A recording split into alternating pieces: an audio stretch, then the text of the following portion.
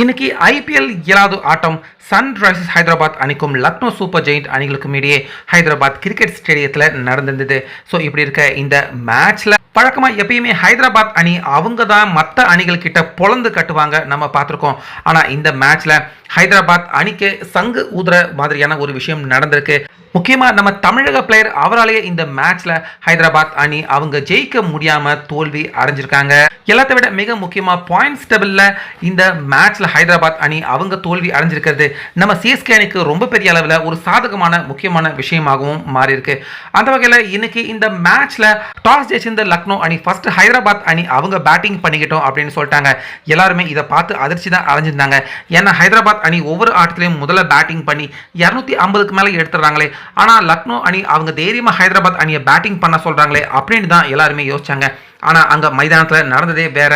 ஆரம்பத்திலேயே அபிஷேக் சர்மா அவரை 6 ரன்னுக்கும், அதுக்கப்புறமா வந்த இஷான் கிஷன் அவரை டக் அவுட்டுக்கும் நம்ம சிஎஸ்கே பிளேயர் ஷர்துல் தாக்கூர் அவர் தான் அடுத்தடுத்த பந்தில் வீழ்த்தினாரு.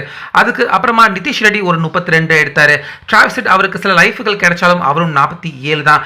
ஹென்ரி கலாசன் ஒரு துரதிருஷ்டவசமான ரன் அவுட் 26 தான் அவரும் எடுத்தாரு. அதுக்கப்புறமா வர்மா ஒரு 36, பேட் கமின்சன் சர்னு 3 சிக்ஸரை பறக்க விட்டு அவரும் 18 ரன்னுக்கு அவுட் ஆயிட்டாரு.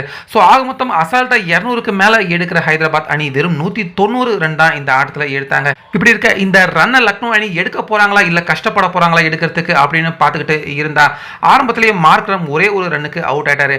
ஆனால் மிச்சல் மார்ஸ் மறு முனையில் நிக்கோலஸ் பூரன் இவங்க 2 பேருமே ஏறக்குறைய பாதி ஆட்டத்தை முடிச்சிட்டாங்க அப்படின்னே சொல்லலாம். ஏன்னா நிக்கோலஸ் பூரன் சர்னு எப்படி பந்து போட்டாலும் விடமாட்டேன் அப்படின்னு சிக்ஸரை அசால்ட்டா பறக்க விட்டுக்கிட்டு இருந்தாரு. மறுமுனையில் மிச்சல் மார்ஸ் அவரும் வேகமா பிளாண்டு அரை சதம் அடிச்சு 52 ரன்ல அவுட் ஆனாரு. நிக்கோலஸ் பூரன் ஒரு 70. இப்படி இவங்க 2 பேருமே முக்காவாசி மேட்சை முடிச்சிட்டாங்க. முக்கியமா இந்த இடத்துல ஹைதராபாத் அணி அவங்க மிஸ் பண்ண முக்கியமான ஒரு போலர் யாரு அப்படின்னு பாத்தீங்கன்னா நம்ம தமிழக பிளேயர் நட்ராஜ் தான். நட்ராஜ் அவர் மட்டும் இருந்திருந்தா கண்டிப்பா ஹைதராபாத் அணிக்கு இப்படிப்பட்ட ஒரு மோசமான நிலைமை ஏற்பட்டிருக்காது. கண்டிப்பா ஹைதராபாத் அணிக்கு விக்கெட் எடுத்து கொடுத்திருப்பாரு, இல்லனா ரன்னையாவது கட்டுப்படுத்தியிருப்பாரு. அந்த இடத்துல நம்ம தமிழக பிளேயர் நட்ராஜ் அவர் இல்லாதது நிச்சயமா ஹைதராபாத் அணி அவங்களுக்கு மிகப்பெரிய ஒரு பின்னடைவாக தான் போலிங் போடுறப்ப பார்க்கப்பட்டது. அதுக்கப்புறமா ஹைதராபாத் அணியின் போலர்கள் எவ்வளவோ பந்து போட்டு பார்த்தாங்க, ஆனாலுமே ஹைதராபாத் அணி ஜெயிக்க முடியல. இந்த ஆட்டத்தில் தோல்வி அடைஞ்சதால புள்ளி பட்டியலில் ஹைதராபாத் அணி ரொம்ப பெரிய ஒரு அடி வாங்கியிருக்காங்க. ரன் ரேட்டும் குறைஞ்சிருக்கு. தொடர்ந்து அவங்க புள்ளி பட்டியலில் முதலாவது இடத்துல இருக்கிற சூழ்நிலையும் இப்ப மாறி இருக்கு. ஸோ இந்த ஆட்டத்திலையும் ஹைதராபாத் அணி அவங்க ஜெயிச்சிருந்தாங்கன்னா நிலைமை வேற மாதிரி ஆயிருக்கும். முதலாவது இடம் அவங்களுக்கான ஒரு இடம் அப்படிங்கிற மாதிரி தக்க வச்சிருப்பாங்க. ஹைதராபாத் அணி இந்த ஆட்டத்தில் தோத்ததால நம்ம சிஎஸ்கே அணி நாளைக்கு ஜெயிச்சாங்கன்னா நிச்சயமா புள்ளிப்பட்டியலில் முதலாவது இடத்துல போக முடியும். அதனால ஹைதராபாத் அணியின் இந்த தோல்வி சிஎஸ்கே அணிக்கு ஒரு மிகப்பெரிய ஒரு நல்ல விஷயமாக தான் புள்ளிப்பட்டியலை பொறுத்த வரைக்கும் பார்க்கப்படுது.